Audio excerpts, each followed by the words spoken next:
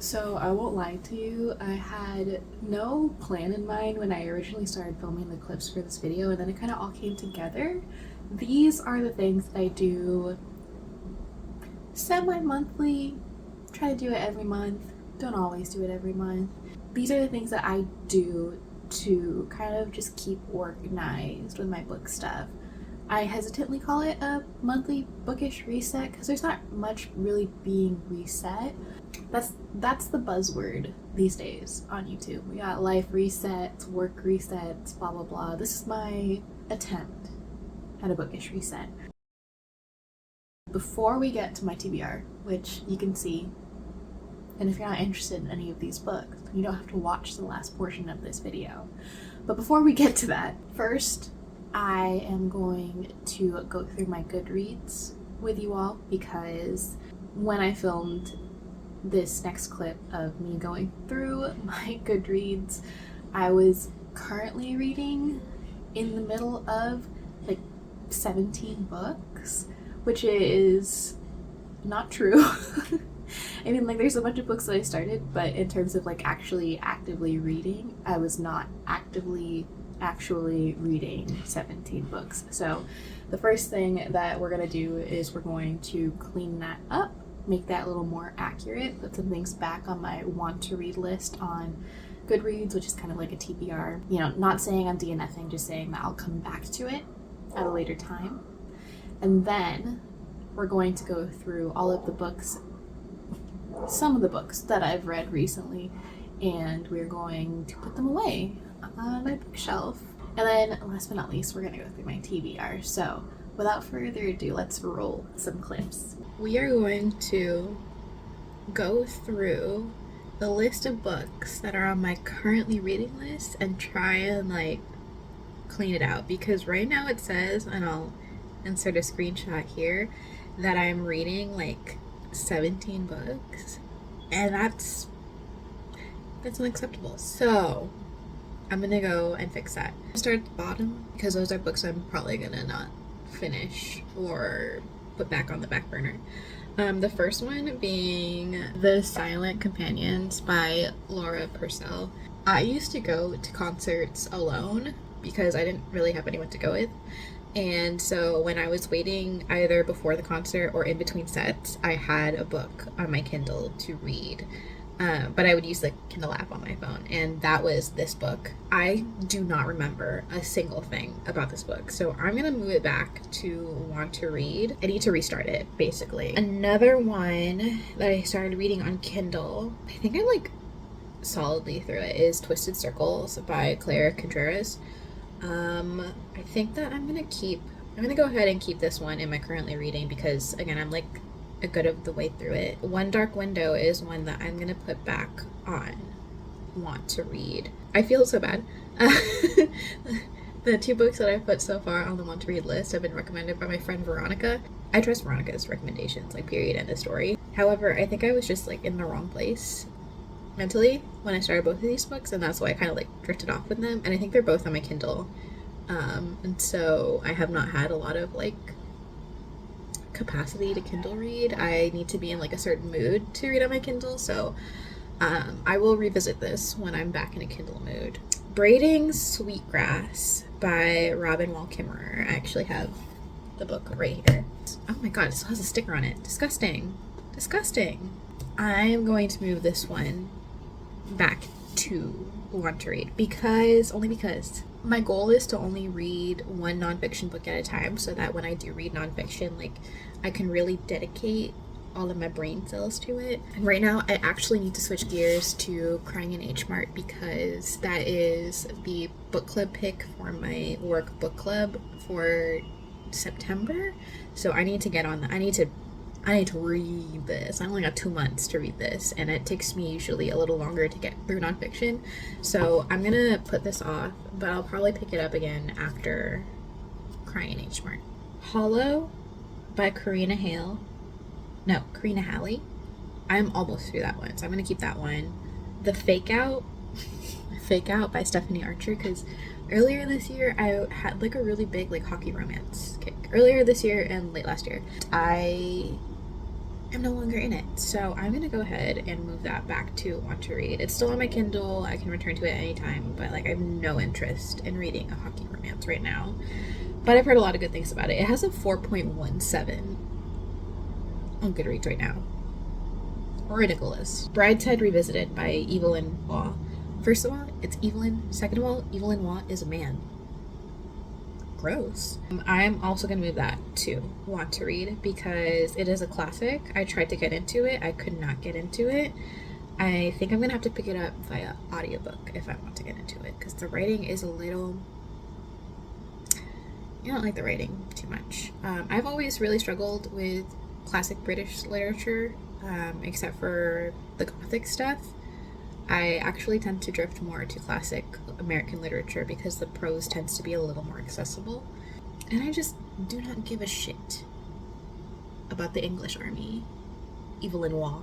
Oh, okay, here's another nonfiction book that I'm going to move to want to read. So Asian American is Not a Color by Oyan Apun. Like I mentioned in my other video, I went to an academic conference and I actually met the author, and the author signed my book. Oh, and her daughter signed the book too. It was super cute. The book is kind of like a letter to her daughter in trying to explain like the label of Asian American and how it's kind of like amorphous and semi-problematic. At the conference, she had her daughter there, and her daughter also signed the book, and I just about died. It was super cute. I can only read one nonfiction book at a time. Reluctant Immortals. I kind of want to DNF this. I'm going to mark this as want to read. Conceptually, it's really interesting. Basically, it follows Bertha Mason, who is the lady in the attic from Jane Eyre, and Lucy, one of Dracula's like wives or victims. And what they do is they basically, for some reason, Bertha's immortal. Just a little, okay. Bertha's immortal, and she like finds Lucy, and they're like living in San Francisco trying to escape Dracula and Rochester, because apparently Rochester's also immortal. Conceptually, it's really, really cool. I like the idea, and I think it would be a really cool feminist take. However, in execution, I'm not digging it. I'm like seriously not digging the writing. I'm gonna keep King of Sloth as currently reading because I'm working on it now. I'm like actually picking it up. I think I got burned out with Anna Huang books because I had like just read Twisted Hate and King of Greed. Pretty much enjoyed those. I could only do so much Anna Huang at one time, like that kind of romance at one time. I need my romance to be a little bit more lit ficky. It's been a few months and I'm finally returning to it. Bluebeard's Castle, I definitely bought like on vibes alone. I think I had seen it like recommended somewhere and it like landed on my radar that way. Conceptually, again, this is kind of like Reluctant Immortals, where conceptually this would be a book that I know that I would love. However, in practice, in execution, it's not feeling that way. The author is a screenwriter, and it definitely reads like that, which is a good and a bad thing. Like, they definitely know how to tell a story, but the way that this story is told is not necessarily to my liking. I'm gonna move this back to want to read. Natural Beauty by Ling Ling Huang. This is a book that I've been waiting for forever in paperback, because if you know me, you know I wait for new releases to get released in paperback before I buy them. And I was super excited about this, but I picked it up and I was like, this is not what I was expecting. Not in a bad way. It's definitely still good. Very interesting. My expectations were so far off that it was kind of like jarring when I picked it up. So I think I'm going to put it back on my want to read, and I'll pick it up again at a later time. Everything the Darkness Eats by Eric LaRocca. This was a cover buy. It's such a cool book. I love like the black sprayed edges and the cover and everything. And then I went home and I looked on Goodreads, and it has like an average of less than 3 stars. My friends who have read it, they're like, oh, that was disappointing. I'm really scared to continue reading it. Like, I was already not vibing with it when I picked it up. But I really want to get into Eric LaRocca books because I know that they're really, really good at horror. So I think I just messed up and I picked up the wrong one first. Putting it back on want to read, because I'll pick it up eventually. I started reading Cruel Prince. I was not driving with it. I won't lie to you. I want to drive with it, though. Trust me. Like, I want to like this book. I am putting it back on want to read because I started reading it during the summer. I think it would be the perfect fall book. Pandora by Susan Stokes Chapman. I think I started reading this on audiobook. I had gotten back from a work trip, and on the work trip I had listened to a couple audiobooks. I think A Fire Endless by Rebecca Ross was one of them. And so I was like, oh, I want to keep on my audiobook train. And so I went into my Libro FM and I was like, what am I in the mood for? I'm mood for something like not high fantasy, but like mid fantasy. And I thought that Pandora was that. I don't think that Pandora is that. It totally failed to like capture my attention. I think I've listened to like 2 hours of the audiobook and it just failed to capture my attention. So again, putting it on want to read. And the last book is Untamed Shore by Sylvia Morena Garcia, which I actually have right here. And of course I'm gonna keep reading it. Oh my god, it's Sylvia Morena Garcia. Like, what do you think I am? Yeah, this one is first of all, it takes place in Baja, which is cool. And it's supposed to be kind of like a thriller. Y'all already know that I'm gonna read anything that this woman writes. So looking forward to it. I think this is gonna be the perfect like summer read. My currently reading is literally 4 books. It went from like 17 to 4. That's gorgeous. I love it. Hello. My phone right now is perched very precariously on a stack of books. So if they're shaking, that's why. The hello. We are gonna do the bookshelf reset portion of my monthly bookish reset. But I haven't done this in a while, so there are going to be a lot more books. Basically, I don't put my recent reads away, at least my physical reads away, as soon as I read them, because if I was doing that, then I'd be rearranging my bookshelf like every other day. So I try to save it until I have a nice stack, and then I put it all away. I'll try to give you all some like quick thoughts about each book before I put it away. So yeah, without further ado, let's go. Finally read King of Sloth. Not the worst Kings of Sin book, not the best. Am I supposed to feel bad for rich people? Because I don't. Okay, No Country for 8-Spot Butterflies. This is a memoir by a Chamorro, I think, climate change activist and climate change lawyer, Julian Agwan. This is gorgeous. Also, he went to the same college as me, so cool.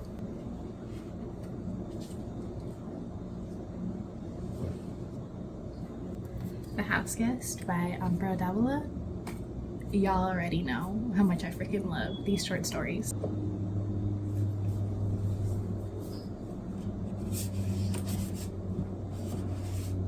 Again, Castle of Otranto. If you know, you know. Video coming up on this soon. The Dismembered by Jonathan Janz was like looking into a mirror and really freaking hating what I see. If I ever get this annoying about Edgar Allan Poe, please punch me in the face.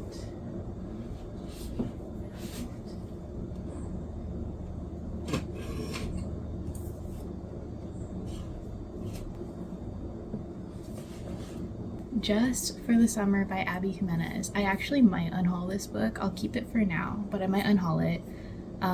There was something incredibly triggering in the latter half of this book. If I was literally anyone else, it wouldn't be that important, but because it is literally like the story of my life and it was brushed over in just like the span of 5 pages, I kind of really hate this book, but I'm cooking on it. I'm cooking on it and healing from the trauma to see if maybe it can redeem itself. Kala by Colin Walsh. First of all, US cover, ugly as shit compared to the UK cover. Second of all, this was not as good as everyone had hyped it up to be. It was not as literary as I wanted it. And I wanted Kala to be more of a manic pixie girl, I won't lie to you. 12th Night by Alexine Farrell-Fulmuth. This is it a signed copy? What a flex. This is like my third or fourth signed Olive E. Blake book. If you couldn't tell, she's literally one of my favorite authors. This was okay. This was cute. I definitely really liked the girl gamer representation and stuff. Happy Place by Emily Henry. This is by far and away the best Emily Henry, in my humble opinion. I think that Emily Henry's understanding of just the nuance and the challenges of human existence, especially as like a 20-30-year-old during this time, is just immaculate. Sees me a little too hard, but I still loved it. Again, 5 out of 5 stars. Highly recommend. My favorite Emily Henry, even replacing Beach Read, which I did not think was possible. I might have to split up my Anna Huang books. This Summer Will Be Different by Carly Fortune. Redeemed Carly Fortune. I won't lie, I really enjoyed Every Summer After. I know, boo boo, cheating trope. I agree. I still liked it though. Just that was like a small like blemish. Meet Me at the Lake sucked. That was not good. That was so disappointing. Terrible way to follow up Every Summer After. However, redeemed. This Summer Will Be Different. Super good, super cute. The most realistic depiction, not the most realistic, but a very realistic depiction of what it's like to fall in love with your best friend's brother.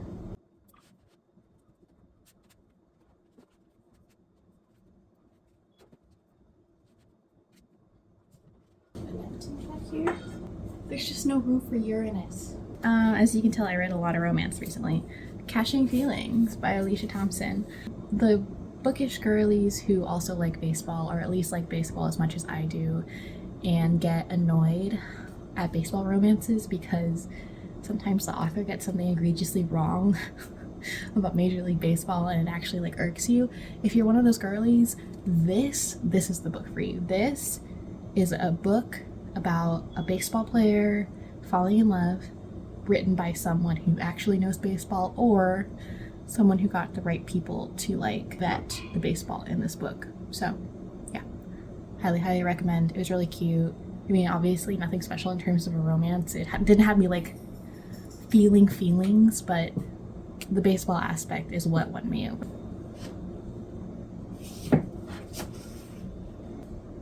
Not my romance shelf being more jam-packed than my lit fic shelf, is it? Not quite.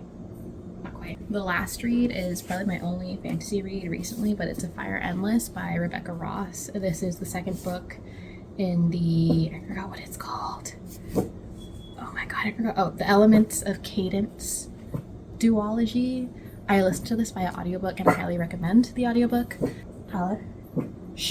I highly recommend the audiobook because the audiobook narrators have Scottish accents, and because this is based on Scottish mythology, it hits different and it's so good. And it's also, I feel like with a lot of the names here, it's better to hear it in the native Scottish accent than just like reading it in your head, especially if you're American.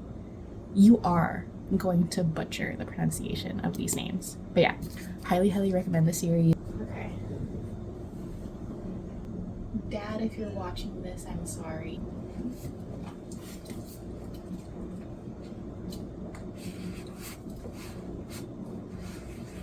Okay, that's it, bye. So this is my TBR for the rest of the summer. Now, monthly TBRs have never worked out for me. Something about like having that month start and end date just never works for me. Also, I'm a mood reader, so there's that as well. But basically, because it's Summerween, I've been into like alternating a fun little like romance and then something a little more spooky, a little more literary. So that's kind of the theme of what I've got going on. I'm gonna like really quickly go through this stack. I won't go into every single book, but this is what I plan to read for the rest of the summer. I got into seasonal TBRing. Forgot who I got it from. It's probably Cat's Field Notes. Anyway, back to the purpose of this video. TBR. I'm currently in the middle of Untamed Shore by Celia Moreno Garcia. That one is going really well.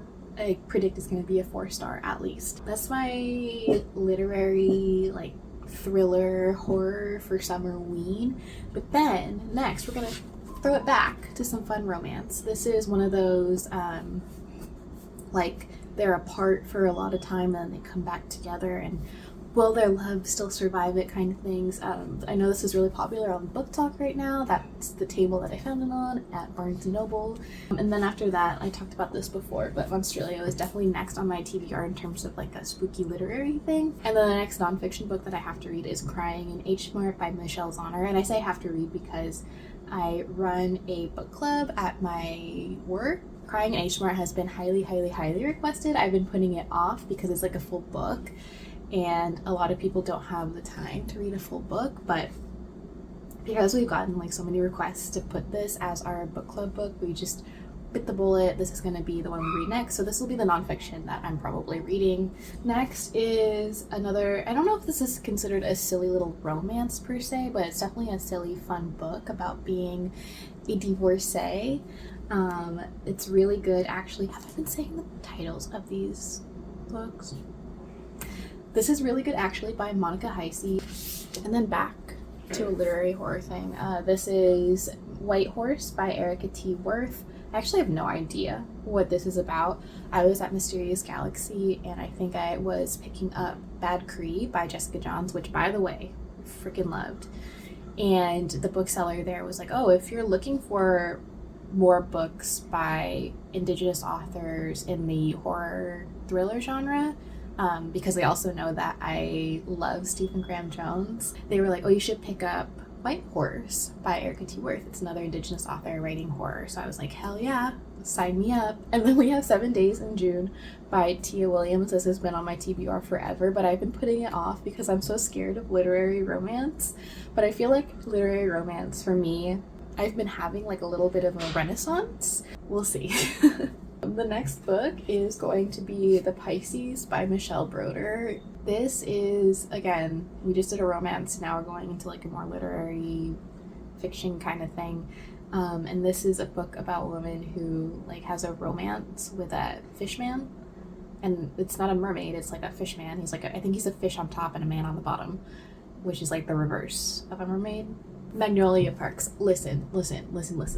I know this is gonna seem so off-brand for me, but the pitch that it's like Gossip Girl with the cheese man and everything, I think it will just hit the spot. And the next literary fiction is Before We Were Innocent by Ella Berman. I think this is a little bit of a thriller. I genuinely don't remember what it's about, but I remember when I read the synopsis the first time, I was like, ooh, I'm gonna wait for that in paperback. Romance. Honey and Spice by Bolu Babalola. I've heard so many good things about this. This is a college romance, and I remember that the girl like has like a radio show or a podcast maybe on the school, at her school, and then also at that school the male main character is like a micro celebrity, an athlete, I'm not quite sure, and they start fake dating or something. Stargazer by Lori Petro. I've had this on my TBR for a really long time. It's a mystery thriller, I believe. Do I Know You by Emily Wibberley and Austin Siegman Broca. I've heard Siegman. I've heard other people say Siegmund. This is a book about a couple on the brink of divorce, and you're thinking to yourself, maybe that's not what you want to read, but I survived King of Greed. Like, that didn't get me in my feels at all. It didn't like really make me feel any type of way. So I think I will be fine. Because by this point, I'm hoping that we're transitioning more into fall. And fall for me is when you should read fantasy, in my humble opinion. The next book on my TBR is King of Scars. Now, I have not read the original 3 or 4 Grishaverse books, the ones that are around Alina Starkov. but I did read Six of Crows and Crooked Kingdom, and I also watched the TV show. I really liked the TV show outside of everything that had to do with Alina Starkov and the Darkling. Unfortunately, like, I love Jessie May. They're an incredible actor, but also, like, I could not be brought to care about their storylines at all. A storyline that I was brought to care about was Nikolai Lanzov. Oh, and then the next book, the next romance, is The Breakup Tour by the same writing duo, Emily Wibberley and Austin Siegelman Broca. So you know I love me a rockstar romance. I mean, I haven't had a lot of luck with them, but I keep reading them in the hopes that I actually finally have luck with it. So yeah, looking forward to this as well. Again, we're transitioning into fantasy rather than summer read, and that's going to be Be Sure by Shannon McGuire. These are the first 3 books in the Wayward Children series, which I think I own on my Kindle, but when I saw that they were getting published as like one big book with like 3 books within it, I'm like, hell yeah, sign me up. Plus, look at how gorgeous that cover is. Shannon McGuire is easily one of my favorite authors. I think I've only read 1 book by her, but Middle Game is one of my favorite books of all time. That's all I've got for you in my little bookish monthly reset. I hope you enjoyed. I hope this inspires you to clean up a little bit more of your reading life. God knows we're all a little bit of a mess. Thank you guys for watching. I hope you have a good rest of your day and a good rest of your week, and I'll see you next time. Bye.